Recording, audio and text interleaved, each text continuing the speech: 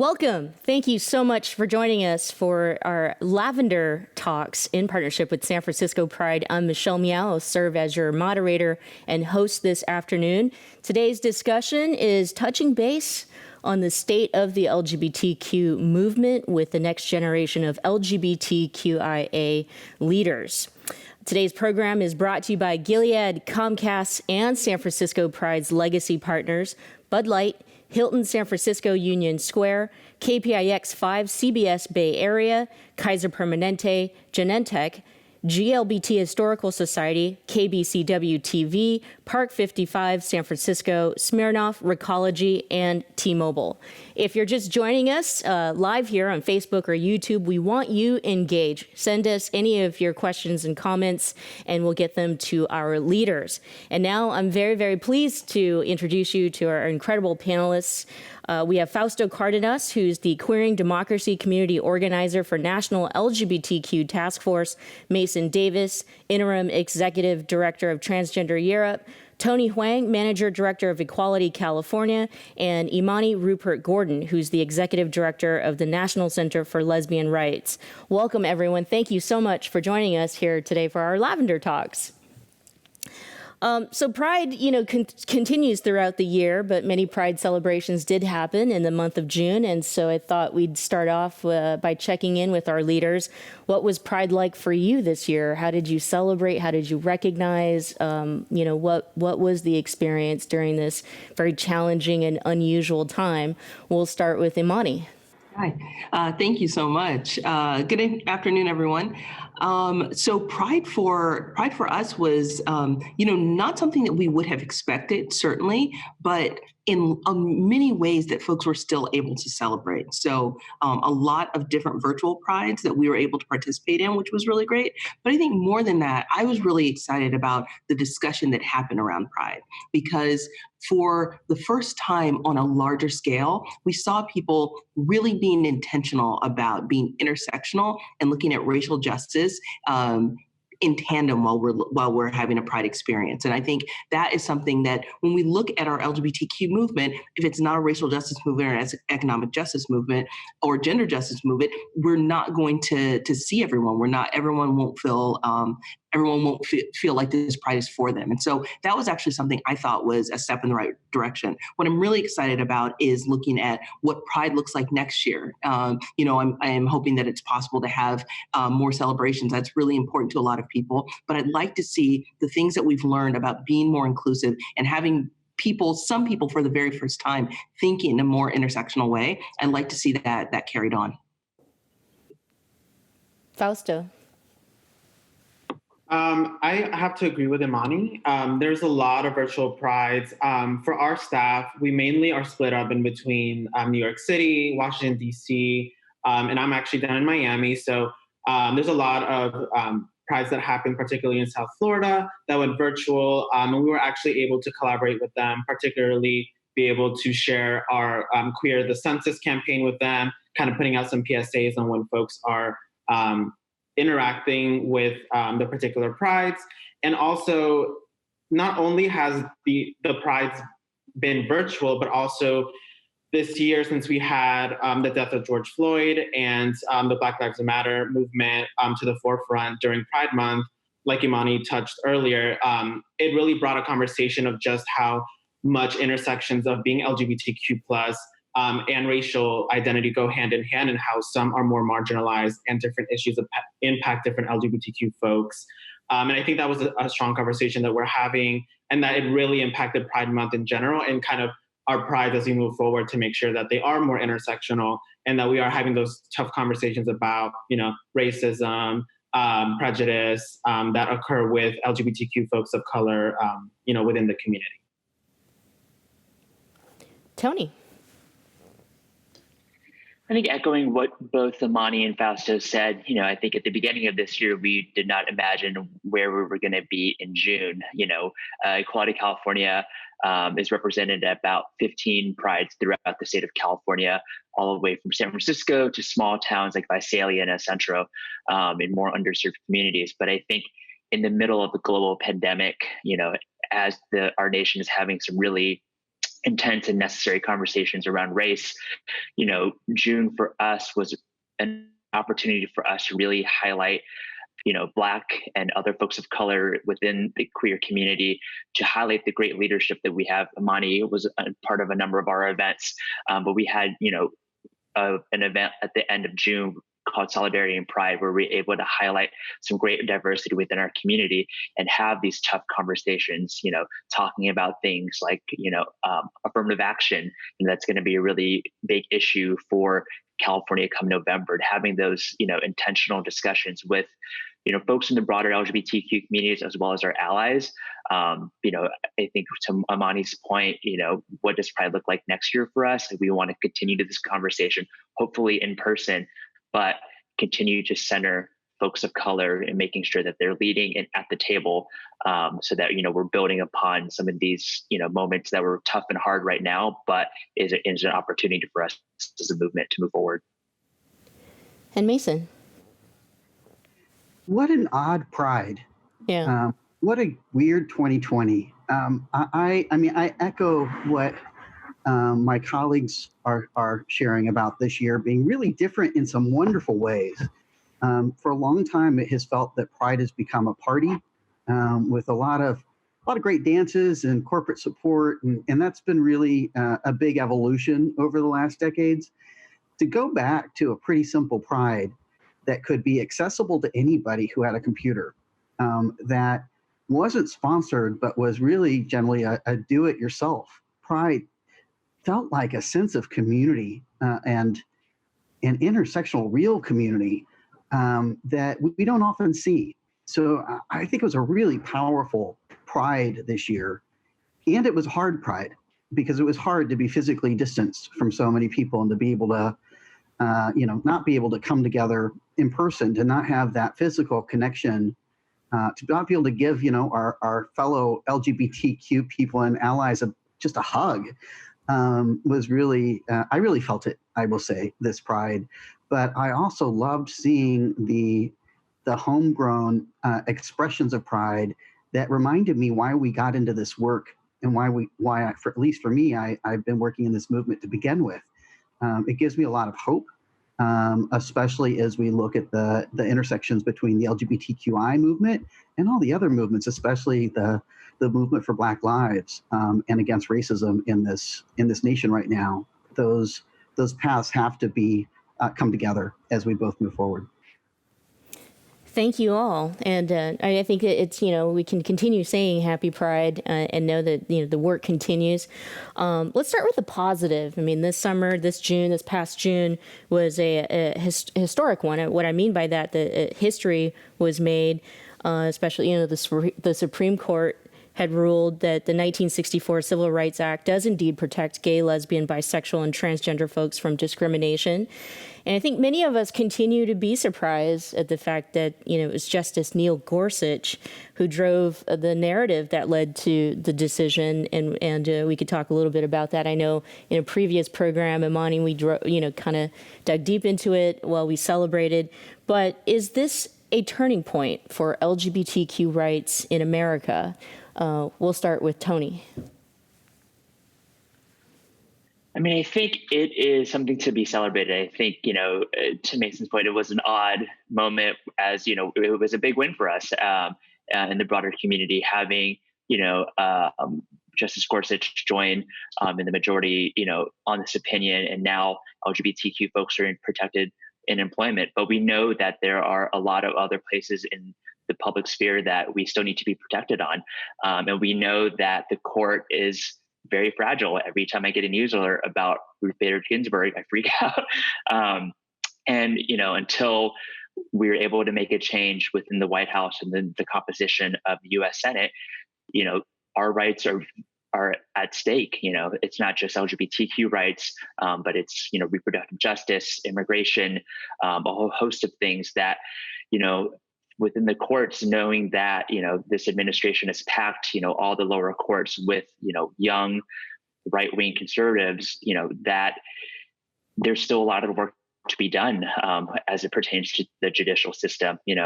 One thing that we are focused on, coming into November, is that all our efforts will be around the election, because we are not going to be able to make any progress at the federal level until we take back the U.S. Senate and the White House, so that we can actually roll back some of the great harm that has been done over the past 3-4 years.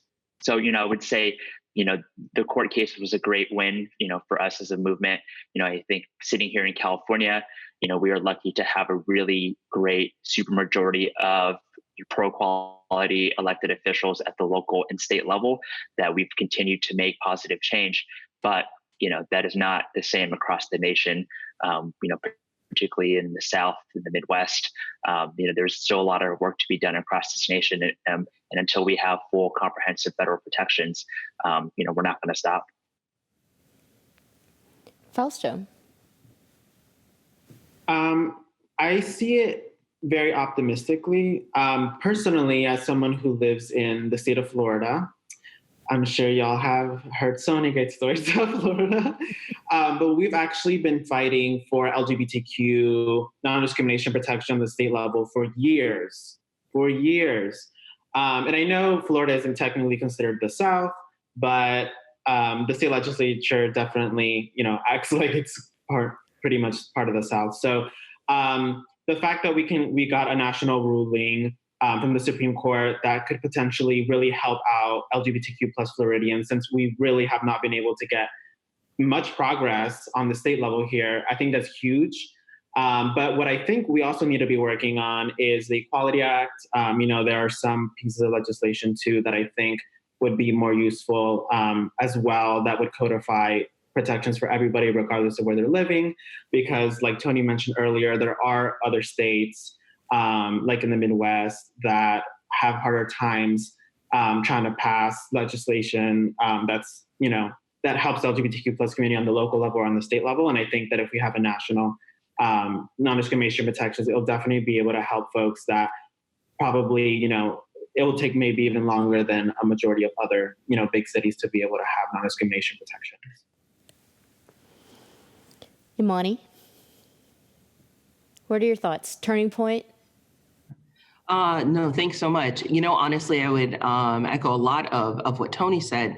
I don't want to underscore this, though, and I think that we forget a lot of times. I think a lot of folks believe that there are protections in place for LGBTQ folks, and that's actually not true. And so I also want to say that this represents something monumental for us. Whereas most people will work in their lifetime, that is true for most people, and now it's true that you can't be fired based on sexual orientation. We know this will very much impact economic stability for obviously for LGBTQ folks, but for folks of color, specifically for trans folks. And this is going to be something that's really, really important. And I don't want to underscore that, because before this, in 28 states, folks could be fired for being LGBTQ. And so this isn't nothing. And so I want to make sure that we celebrate the journey to our equality is long. And so this actually represents something really big. And so I want to make sure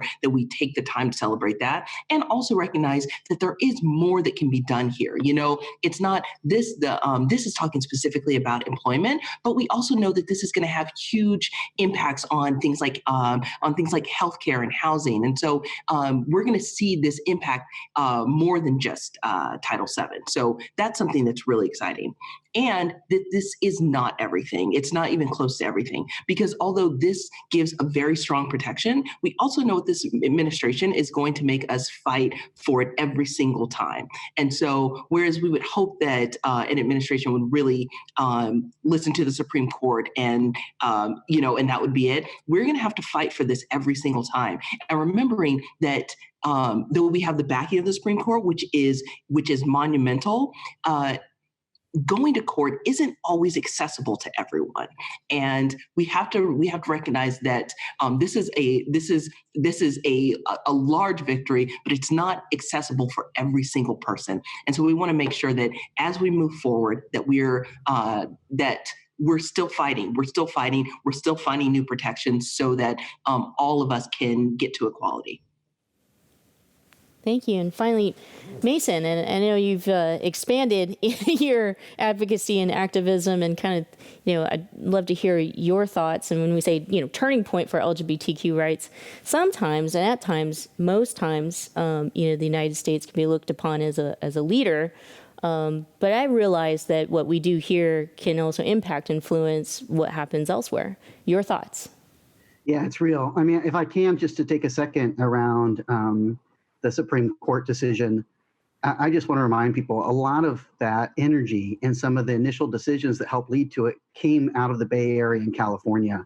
A lot of the work of NCLR and Transgender Law Center were really critical to getting the cases up there and to making sure that they were the right cases to get a good decision. So we've here in the Bay Area had a really important role in that, as have all of the legal advocates in our community, working really hard over the last several years. So I am probably one of the biggest champions for the SCOTUS decision, in large part just because it actually saying that trans people, that gender identity and discrimination against trans people is a form of sex discrimination, should have implications much broader than employment at the end of the day. So that is a game changer without a doubt in many states. And we are not done. I've heard some people say, does that mean we're done as a movement? We get to close up shop, we can declare victory? And that answer is no. And if you're wondering that still today, you're probably not reading the news. We still have a lot of work to do. And especially around public accommodations, access to places like restaurants or hotels and such are still going to be very important for us to address through the Equality Act. So that is more important than ever. And you're right, what we do in the United States does have a big impact elsewhere. It used to have a positive impact in many ways when it came to LGBTQ rights. That is not the case today. The truth is we are behind, and the model now, the message we are sending through the Trump administration, unfortunately, is that it's absolutely okay to undermine human rights in your country or in your political context, that LGBT people can be disposable. Most specifically, that transgender people can be a threat, and rolling back their protections and their rights is an okay thing to do, and countries can do that without getting critiqued by the United States, which is very different than the situation even 4 years ago. So I see a chilling effect, actually, across the country. We have seen anti-transgender and anti-LGBT legislation just in the last month or two come out of Russia, Poland, Ukraine, Kazakhstan, Hungary. And much of this is related to a sense of permission from the Trump administration and anti-democracy efforts that are starting to use, are continuing and increasingly using LGBT people as a fear tactic to strengthen other political interests. And a lot of that stems back to our president. So I think we've got to be really careful in this moment as we are unfortunately exporting not human rights, but anti-LGBT sentiment, especially when it comes to religious exemptions and freedom, which I think we all have to be very thoughtful about. As Amani said, these rights are not taken for granted. We're going to have to fight on every level. And one thing we will have to be fighting, and we are seeing happening around the globe, is how do we square the rights of LGBT people with the rights of people who would say that they deserve to be anti-LGBT as part of their faith.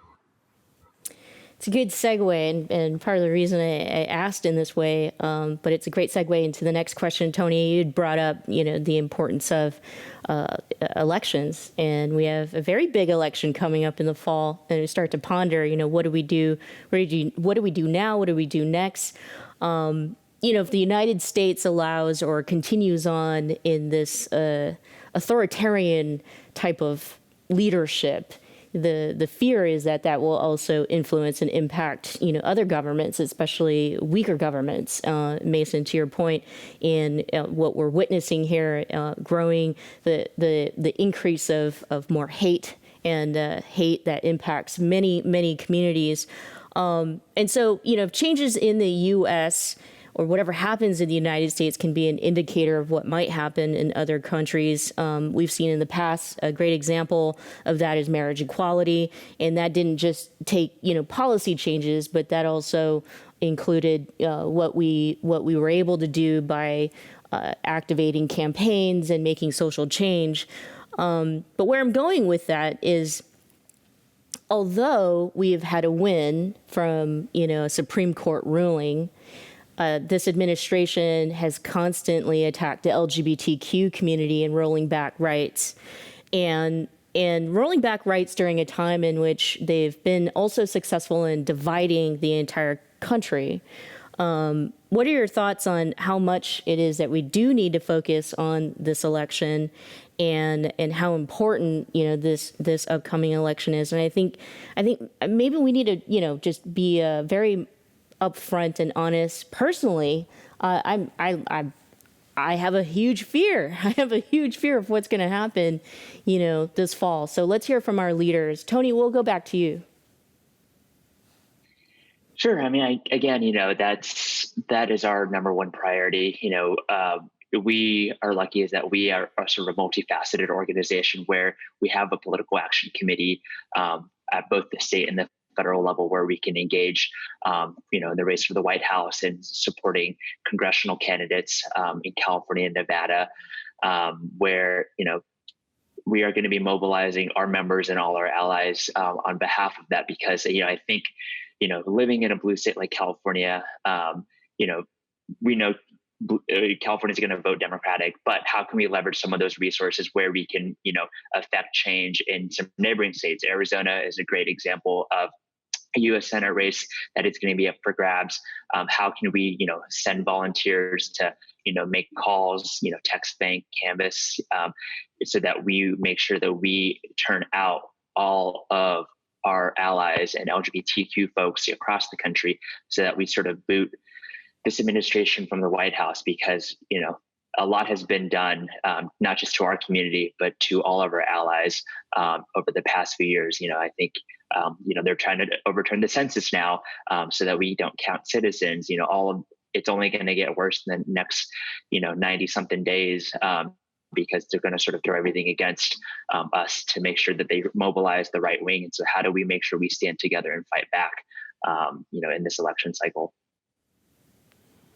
Fausto.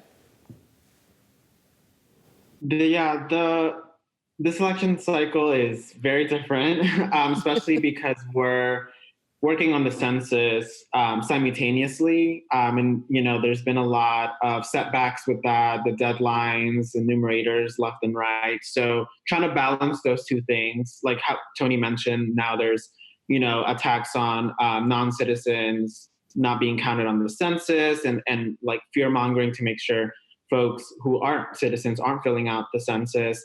But yeah, this all comes from an administration.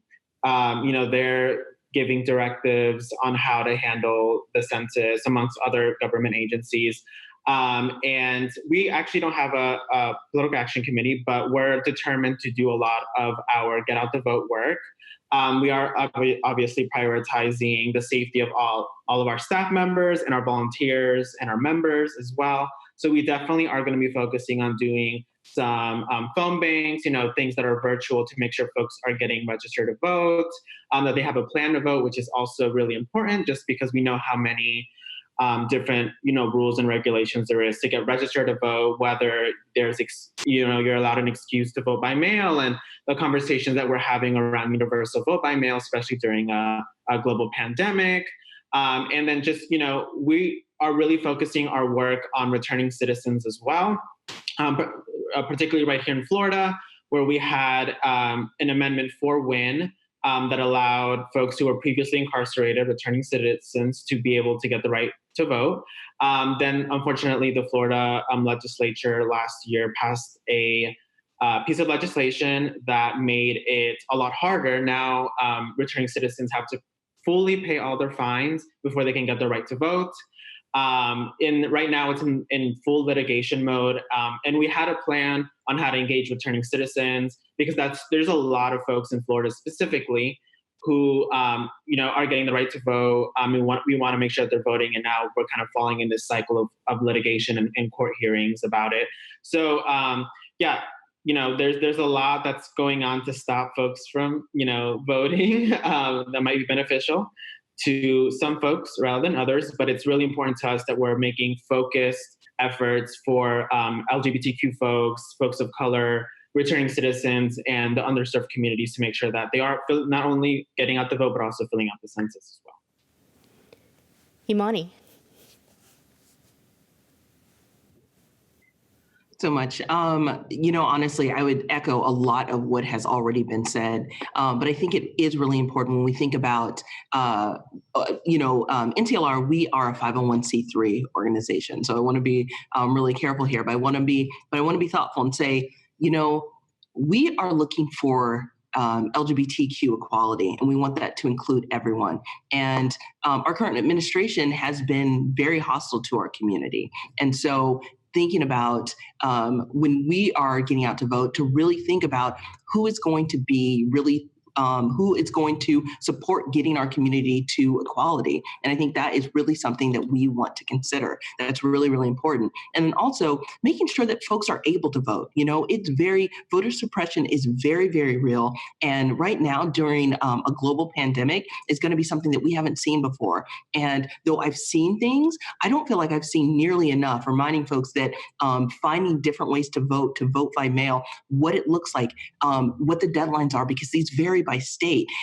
This isn't something that's consistent at all. And so just making sure that everyone has the opportunity to vote is something that I think is also going to be really, really important during this time.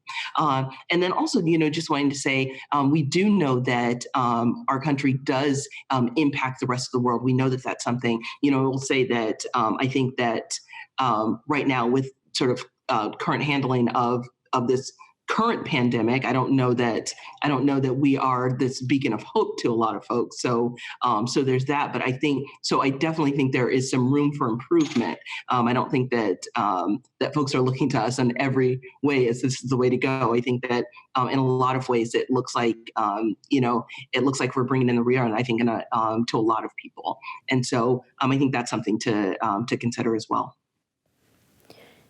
Mason. I can't imagine a more important election than the one this year, other than maybe the one 4 years ago, but it didn't go quite the way I expected. There is so much at stake. I can't ever think of a time there's been more at stake as we go into a presidential. And it's not just about LGBTQ rights, though it is about LGBTQ rights. It's about racism. It's about sex and sexism. It is about migration. It is about who are we as a people. It is about democracy. It is about the rule of law. We are just in such an important moment. And we know there are all these forces that realize how important it is and are going to do everything they can to keep people from casting a fair ballot, especially in the middle of COVID. So I believe we have to be absolutely vigilant, do everything that we can to help people understand what's at stake, because there's so much at stake, and how to support each other in getting to the polls and making sure that we're counted. I'll also note, if I can, there are many state level races that are incredibly important as well. And so I don't want those to get lost. One of the projects I've been involved in is called the Q Trust, that has been identifying and vetting LGBTQ supportive candidates in key swing states to try to get them resource and help stabilize that. So if people are interested in that, there's some resources out there, because we've got to be looking both up the ballot and down the ballot to make sure that we have the kind of protections that our people need, and, to be honest, that we protect democracy in the United States. Thank you so much. And also another great segue to our audience. Thank you, audience, for writing in your comments and your questions. Keep them coming, and we'll get them to our leaders. This is for anyone who wants to answer it, and definitely want to respect the fact that you're working, some of you, for 501c3s. So anyone who wants to answer this, what do you think of Joe Biden's commitment to LGBTQ rights, and who should he pick as his VP?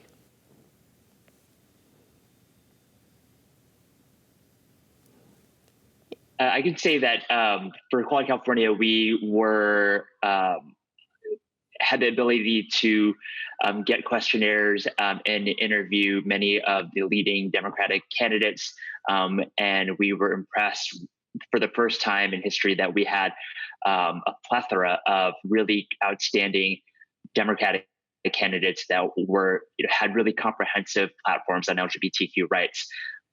And Vice President Biden has a true long-time track record, and we are really excited to support him in this candidacy.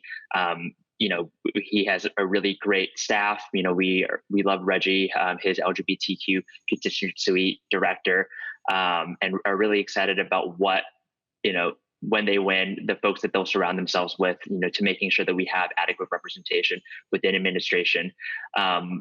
We don't have any ideas about the vice presidential pick. We know there are at least two great Californians on the shortlist, but there are a lot of great candidates that are out there that he's considering, and really excited about the announcement that'll come out next week. Anyone else want to add to that? All right, we'll move on to another question from Karen Bass. I think she would be amazing. What was that, Mason? I think Karen Bass from LA would be amazing to see, a community organizer who has done so much work, especially on anti-Black and anti-Brown racism in an incredibly progressive way. Just like she walks her talk, and that gets me really excited. So I'm going to be happy with whoever's picked, but I think we should be really proud that we've got really good people coming out of politics in the state. Yeah. That's the one thing that's exciting, at least for myself as well as a voter, is just getting to that point where we'll find out who Joe Biden's pick for VP is, and hopefully it will be a woman. And that would be very exciting. Another question from our audience here. What does it mean to you to be recognized as a next generation leader in the LGBTQ community? We'll go to either Fausto or Imani for those questions, for this question. Fausto, why don't we start with you? Okay, perfect. To me, it means a lot. I am actually 25 years old, so I have been part of the movement even before I was professionally hired as working for an organization. So to me personally, it's been a big dream to actually be able to get to this part of my life so early on, because that is what I've been working towards literally since high school. So to be able to do the work that I've dreamed of doing and really put all of my effort in college, doing internships, unpaid, left and right, trying to do all this policy work, to be able to help other LGBTQ folks really be themselves and really grow into a strong belief system, understanding how nonprofit organizations work, more intrinsically, more internally, and really build coalition and partners, has really been an amazing moment for me. And to be acknowledged as an LGBTQ leader is really an honor, just because I'm so early on in my career. But working with, standing side by side by these other three legends is also an honor. So I really appreciate that. And I really hope to, build my career up and be able to be part of the movement until we get full equality. Imani. Yeah, thank you so much. I'll say, I think my experience is a little bit different. I'm not young in my career. And this is, I'm the new executive director here, but I've been an executive director before and done different things in the movement. I will say that I am leading an organization that was led by an icon, that someone who has been a mentor to me. So, when I think about being next generation, it's because, I'm standing on the shoulders of giants. So, obviously it's an incredible honor and it's incredible responsibility. I will say that when I think about this, titles are funny things, but when I think about access, when I think about power, I try to think about it as a pitcher. because in this moment, this is something that you're saying to me that I'm a next generation leader, that there's something that I have. And I think about that as someone who has a pitcher. But just because I'm the person that has the pitcher doesn't mean that we can't all have a drink. We are all sitting here with our cups out and ready to be part of this movement. And I want my leadership to be part of making it possible so that we can see leadership in a lot of different ways and a lot of different people. And so when I think about, I get to stand on the shoulders of giants. I've gotten to learn from folks. I've gotten to see amazing things done. And I want, in the folks that I get to work with, I want to be able to help open doors. I want to help.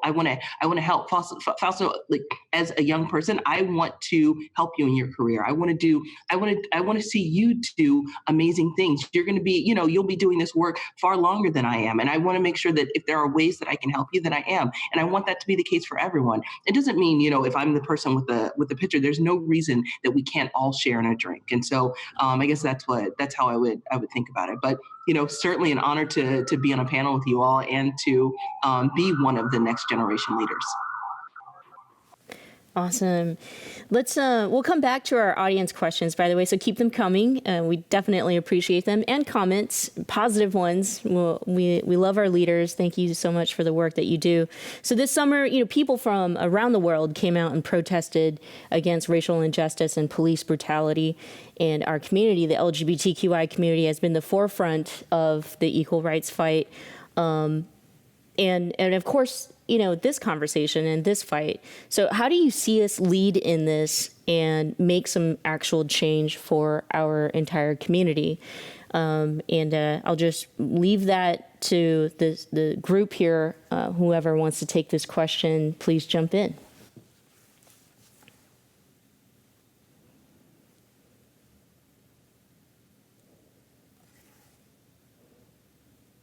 I can jump in. For us, as this was all happening, we, came together as a staff and a board and wanted to reflect and ask ourselves, how do we react in these times? I would say, as an organization, a number of years ago, we had adopted a new intersectional mission statement. And in terms of our programming, really looking at things with the racial equity lens. But we wanted to see how can we as an LGBTQ community be better allies to the racial justice movement. So in response, we are championing a number of bills, that are put forth by the California Legislative Black Caucus. I know we work with NCLR to help wrangle some votes around the affirmative action bill that is now a ballot measure here in California, but pushing on a whole number of issues, whether it be banning, cash bail. What are, the things that we can leverage our relationships and our community mobilization to make sure that we stand up for all members of our community, particularly our Black and Brown members of our community who, in the past have not felt like they've been heard from our leaders, and how do we make sure that they are at the forefront leading in this fight? Not just this year, not just in this movement, but for the years and decades to come. Anyone want to add to Tony? I'll just add, I think a lot of our queer organizations have a lot of work to do, both internally and programmatically, and that we have a really strong infrastructure in many ways around the country, whether you're looking at LGBT community centers or state equality groups, issue-based groups, identity-based groups. And yet many of the organizations that have had the most influence and power generally look like the people who have influence and power in this country. And it is time, it's well past time, but for our organizations to really think about fully who are LGBTQ people in all of our complexities, and to make sure that our work and the way we work reflect that. And we're a long ways from that still in a number of organizations. I remember when I first became an executive director, oftentimes I would be the only transgender person in the room of all non-trans executive directors. Many times, at most, there'd be one or two people of color in those rooms. That is changing. I've seen that change in the last decade, but not enough.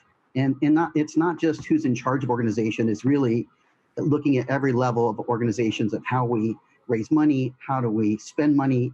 Who gets heard when we prioritize programs and bills? As well as then what is the actual work we're doing out there in the world? Who do we partner with? And I really want to encourage all of our organizations and our organizational leaders and boards to really look critically at themselves and think about what can they do in this moment to really step it up. It's time. Anyone else? Imani? Sure. Earlier I said that some people are thinking about this really for the first time about how an LGBTQ identity intersects with racial justice. But some of us, this is not the first time that we thought about it. My career has been in working with the LGBTQ community, but I only have my experience as being a queer woman and also being a Black woman. And so racial justice and LGBTQ equality are not separate to me. They're not different.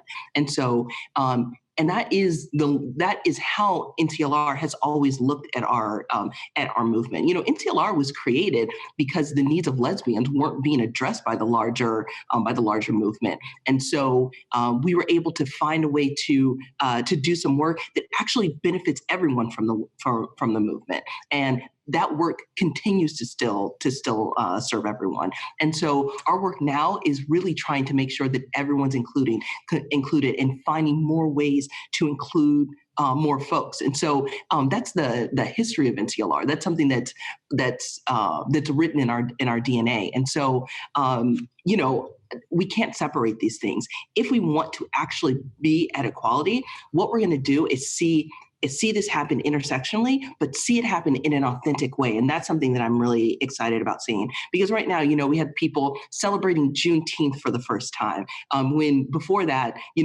many people had no idea what that was. But what does this look like next year?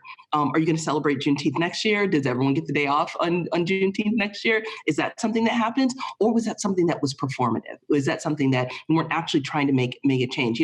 And I told my team that when we had Juneteenth off, actually, I told a story about what Juneteenth meant to me and what it meant for me as a young person when my mother told me what it was.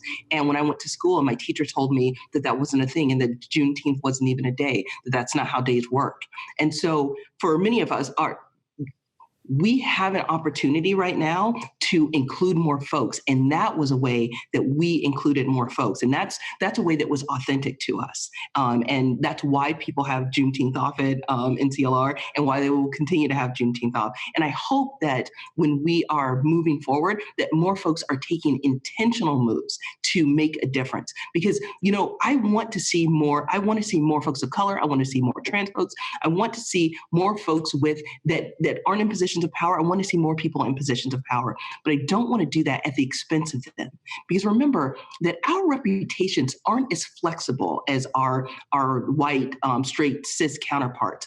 And so we have to make sure that when we put folks in positions of leadership, that they are ready for those positions and that we are supporting them in those positions. That is incredibly important. And so while all of this happens, all of this is changing, which I'm so excited about, I want to make sure that it's happening in an authentic way, that we're not just taking one person and saying, parading this person around and saying, hey, this is change right here, because that's not change. That's we need to have actual structural institutional change, not change for one person. That's individual comfort, and that's different than institutional change. So we want to make sure that when we're making these decisions next year, that these are things that they're built into our systems, that we're having these legitimate conversations about how we pay people, that when folks have to negotiate their salaries, that always hurts the same people, because some people don't know how to negotiate their salaries. And so there are barriers that we are able to take away by just saying, this is what the position pays. If you get the position, you get this, you get this paycheck. If you don't get if you are not good enough for this paycheck, you're not good enough for the position. And taking away these barriers so that we can fully support everyone in our community. Thank you so much for that, Imani. Yeah, that's right, Mason. If we could all clap right now. And yeah. Which leads me to the next question. When we say Black Lives Matter, we also and the LGBTQ community and everyone else here should understand that we also mean Black trans lives matter. And Black trans women and women of color are being murdered at an alarming rate year after year. It's an LGBTQI issue. It's not just a trans issue. We've got to come together as a community and figure this out. What do we do to stop this, to prevent the murders? And that was a question where, although we saw the world come together to denounce the killing of George Floyd, police brutality, we also need to address the fact that we're losing Black trans women. Fausto. I think something that's really important, I was going to mention the previous question, was highlighting the voices of those that fit within the intersections and struggles that we're talking about. Like me personally, I'm not Black, so it's important that as an organization and also as a community, we're highlighting the voices and the representation of folks who are Black and trans, particularly Black trans women. And we are allowing them to speak about their experience and talk about how they think in their local communities, what can be done to better and make sure, that there's progress, because there's too much issues and murder, especially in the state of Florida every year. There's always Black trans women who are unfortunately being murdered. And it's important that we're not telling folks like, hey, this is the best solution for you. It's if we're, asking the local communities, the folks there to tell us, how can we help you? How can we support you? What would be the best way? Because not all communities are exactly the same. There's geographical barriers, socioeconomic barriers. It's important that we allow the trans community, particularly those who are Black and Black trans women, to be at the forefront of this movement, and us as an organization and as a community be there to actually support the efforts that they're asking us to support, whether it's economic, political, and whether there's police accountability, and a huge different list of demands that could happen. But it's important that we really are highlighting and listening to the particular folks in that local area, making sure that we're supporting them on how to best be able to uplift them and stop these horrendous murders, because it keeps happening, and it seems like we're unfortunately leaving them behind as an LGBTQ community, as organizations. Kind of how Mason touched on earlier, we gotta also have a lot of systemic and change even within organizations, making sure that we are providing for those most marginalized communities in the LGBTQ community, because if we're all fighting for LGBTQ plus liberation and equality, we got to make sure that we are working for the most marginalized within the community. Anyone want to add to Fausto? I would just add, it really is an epidemic, and it has been for years, but the more visible transgender people are, the more violence we're experiencing, especially trans people who are most vulnerable in the United States. That's specifically Black trans women, Black Latinx women, as well as sex workers who, many trans people need to rely on that in order to make a living. And you bring any combination of that, we are seeing a big issue in the United States. But it's not just the US. At Transgender Europe, we run an international program called the Trans Murder Monitoring Project. And so we have staff that are tracking all of these incidents every year. A vast majority are trans women and trans women of color, and at the intersection as well of economic vulnerability. And at this LGBT movement, we have to stop seeing somehow these women, especially that are being killed, as somehow other. These are not people who are other. These are our sisters. These are our brothers. These are people who are advocating like heck for LGBT equality in their countries and their cities and states in many ways. Oftentimes they're taking care of other people. This is our community. This is our community. Our community is being killed. And typically murdered with very little support or investigation from the police. And as long as we see this as something other that's over there with people who aren't part of us, then that's part of the problem. trans, especially Black trans women in the U.S. and in many countries, are the canary in the coal mine and are experiencing the severe brunt of the anti-LGBT movement that exists, or energy, right? This hatred that we're seeing that's coming up in so many different places. No matter, and much of that ends up being linked back to like the marriage campaigns. These are not disposable people, they are us. And so I would really urge all of our community organizations to really think about what can they do more around anti-violence and what can we do within the LGBT community for people to realize that trans folk are part of you. I mean, I'm a gay man and a trans man. That's true. Most of us live that intersectionality. And we've got to find a way to be able to make sure that the most vulnerable are protected. That's not happening today.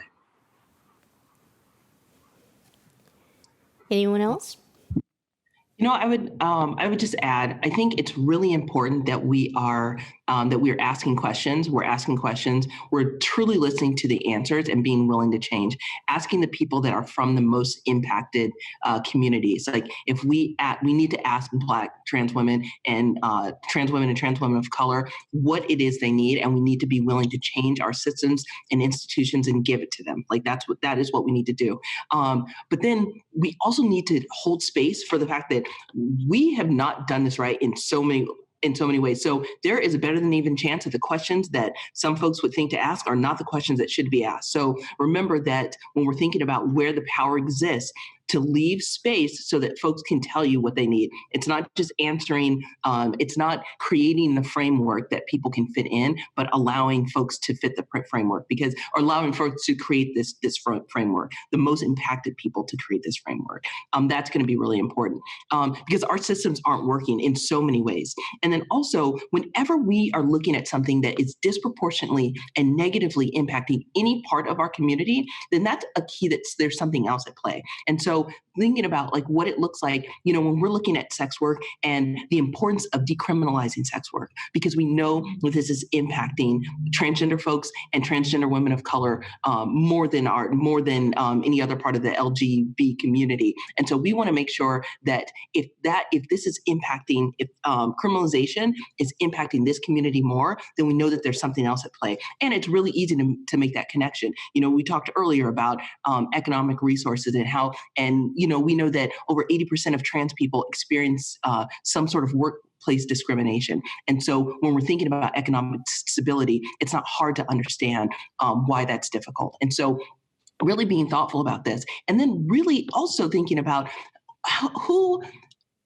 where does accountability lie? Where does safety lie? You know, thinking about in the death of trans folks, do we see these murders being, or like, do people find the murderers? Or is that something, you know, very often we see something happen and just kind of goes away, and that folks are actually misgendered in death, which is, I mean, of the most disrespectful things that can happen. And so just the accountability, who is supposed to keep us safe? You know, it's understandable that there is an uprising, that people don't trust who is supposed to keep us safe, because when given an opportunity, there's so many ways that these institutions aren't created and these people aren't keeping us safe. And so thinking about all of those things, it's something that we have to do. Thank you. Thank you so much for that. Let's go back to our audience questions. We have an audience member here, actually, Lisa Kastner, who wants to ask Mason a question. And we kind of alluded to it, that you are taking on another role, which means leaving the country entirely. You're headed to Europe. How do attitudes and laws toward trans people differ from here in the United States?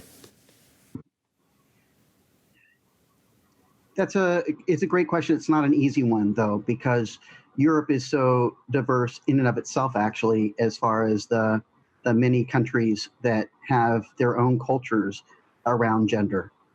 So we do work in Europe as well as Central Asia. So the work, especially in Central Asia, is, you know, quite different than the work in France. For example, in Kazakhstan and France have very different perspectives on these questions. I will say in general, the European Union, Council of Europe, in many ways were founded on many human rights kind of fundamentals that inform what member states of the EU should be doing or how they should be thinking about LGBT issues. And it gives us some ability to really advocate in individual contexts to help improve the situation because of the support of the EC and in also UN mechanisms. Because in other parts of the world, people actually pay attention to what the UN says, which is very different here. So it means that many of the ways that we think about rights there is much more a human rights frame than a civil rights frame.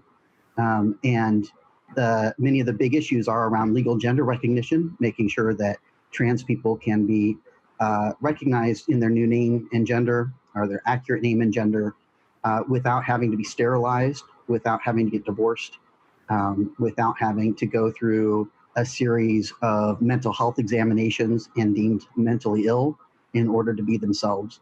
And that has been that's been an increasing standard, is to be able for people to be able to be identify as transgender, have health care, have the legal documentations they need, simply by saying, this is who I am. And so we are starting to see more of that come to be in a way that is we're not there in the United States. But we also have some countries that have where people do have to literally be sterilized and divorced before they can change their name. And countries like Hungary that are now making it illegal, or basically rolling back the ability of trans people to be legally recognized. So it's very complicated, and right now it is a big fight. It's one of the reasons I'm eager to try to help out there with the team and a large network of trans groups and allied groups on the ground, trying to survive the pandemic, survive this moment in our political history, and to make sure their individual members and rights are able to survive the next couple of years. So it's quite different in many ways, but at the end of the day, our opposition is the same. And I think it's important for us to remember that many of the groups like ADF and the groups that are behind a lot of the worst of the anti-LGBT efforts in the United States have exported that elsewhere, and we are dealing with the same type of people and oftentimes connected groups in other parts of the world, much of it stemming from the United States. Well, good luck, and we're so excited for you, and we're lucky that we've got an advocate, an activist, a champion out there bridging and connecting us globally. So this will be great. We got about 6 minutes left, and I want to make sure that all four of you are able to answer the last question. So this question will be for Tony. But I think we do need to address the fact that the pandemic has affected us in a lot of ways, and but how has it affected, our organizations, our leaders, and how we mobilize, how we organize? Equality California is involved with so many campaigns and different intersections of the issues that affect us. We'll have Tony take this question. Sure. I think it's been a challenging past few months, really shifting the way we do our programming. I think, like Fausto, Equality California was really involved and is still involved in our census work. We had, right before the pandemic broke, we had 20 canvassers ready to start canvassing door to door throughout, LA County. And obviously that did not happen, but our program folks are really, we were grateful for them that they were able to adapt quickly. We turned it to text banks and phone banks, doing a number of virtual events. I think as it relates to COVID, one thing that we had some really good news this week where, we were able to work with our colleague organizations and Senator Scott Wiener in San Francisco, really pushing for the California Department of Health to mandate that all of the testing throughout the state of California for COVID now will ask for sexual orientation and gender identity information. We have no idea if COVID is disproportionately impacting our community. We know the disproportionate impacts on communities of color, and we know that LGBTQ folks are more likely to be frontline workers, work in the gig economy, have underlying health conditions. But our government had not been asking these questions, even though millions and millions of tests were done, and we're, 4 months into this pandemic. But we are grateful that Governor Newsom and his administration, took these steps and now are mandating that. But it's challenging. I would say our organization and many others, across the nation are dealing with some pretty strong financial challenges. A number of folks are unemployed. Folks have been, organizations that need to furlough or laid off staff. But it's a challenge. We are rolling with the punches. I think to what folks were saying earlier, vote by mail is a new thing for many folks, especially outside of California. We have a program in Nevada called Serve State Equality, where it was the first time that Nevada did vote by mail voting. And that was a struggle to educate folks about what that meant in the primary. And we know that we're going to have to hammer that in, going to the general, not just, in the blue states, but all across the country, to making sure that the queer and allied communities really turn out, because like Mason said, this is the most consequential election of my lifetime. And we're going to have to make sure that we get, make those ballots count. Thank you. And now for the last question, and it's a quick answer from each of you. So about 30 seconds or so, or a minute or less. And that is, what do you want to leave our community members with as we head into the second half of 2020? And some last thoughts and some words of hope. We'll start with Fausto. I definitely say, please make sure that you fill out your census. You can definitely do it easily online, my2020census.gov. And also, please make a plan to vote. We're talking about the consequences and safety of folks, and making sure that we are actually getting out the vote. So, how we hit on earlier, there is so many different deadlines, processes on how to get a mail-by vote ballot. Deadlines, if you change party affiliation. There's just so many things. So I would definitely say not only fill out your census, but please make a plan to vote and make sure that you are voting and getting all your other peers and everyone else to vote. Mason. Let's protect the health of our community in the next several months. I think about that. One is just even personal and sexual health to the fellow gay men out there, and everybody, all LGBT and straight folks as well.